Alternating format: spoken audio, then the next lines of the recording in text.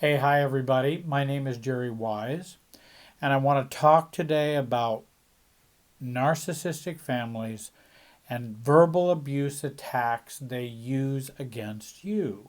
I've been helping thousands of people to work on getting their family of origin out of them over my plus 45 years of experience in working with folks to get their family out of them so that they can be their true selves. And today I want to talk about this verbal abuse, which really does thwart our ability to be our true selves. And so we want to work to get that out of us. So, what do they do in terms of verbal abuse? And many of you probably already have a good idea, you've experienced it.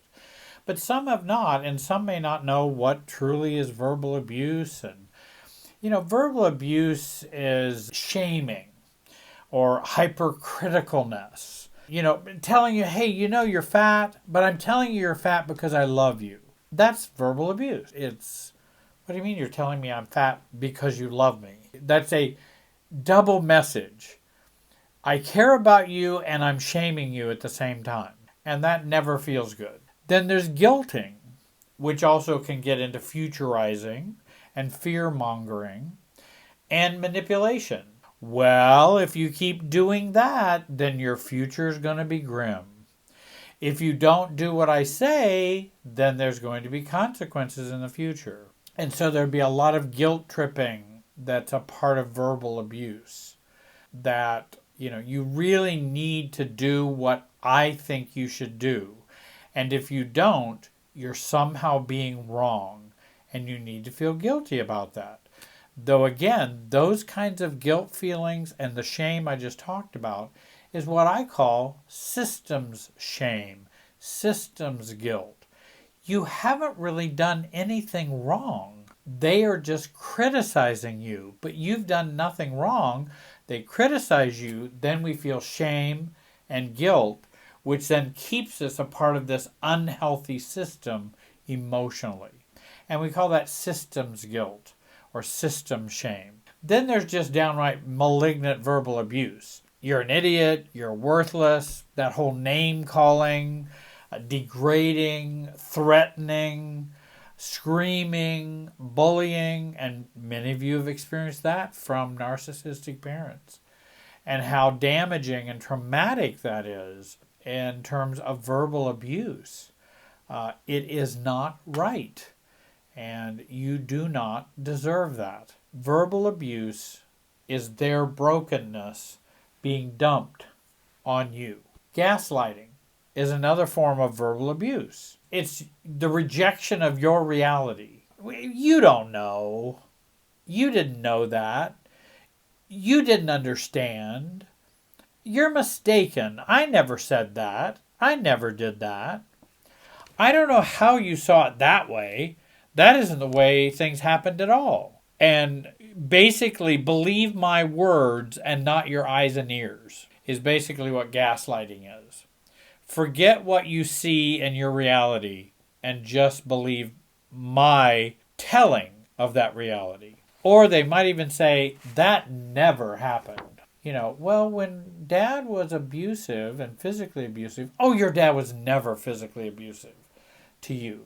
That's verbal abuse because basically it's saying your reality is wrong, you're lying right now, and because you're lying, just think of all the people you're hurting with those lies. Guilt, shame. Since we have experienced much of this verbal abuse, this gets programmed into us to tolerate it more and become a part of our family.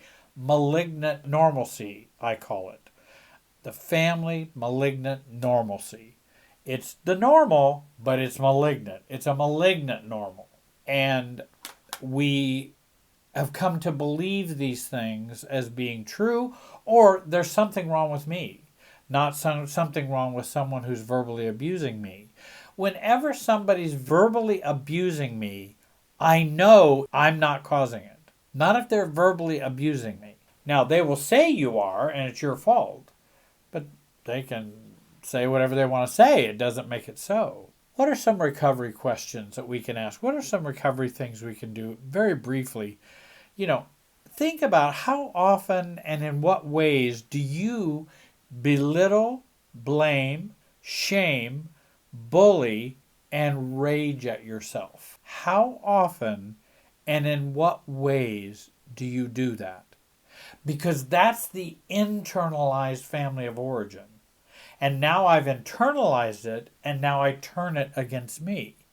And I can remember calling myself, "Oh, Jerry, you are so stupid. Oh, Jerry, you're an idiot." And I think there was one time I even said, "There is no bigger moron on the face of this earth than you, Jerry." Now, why would I say that?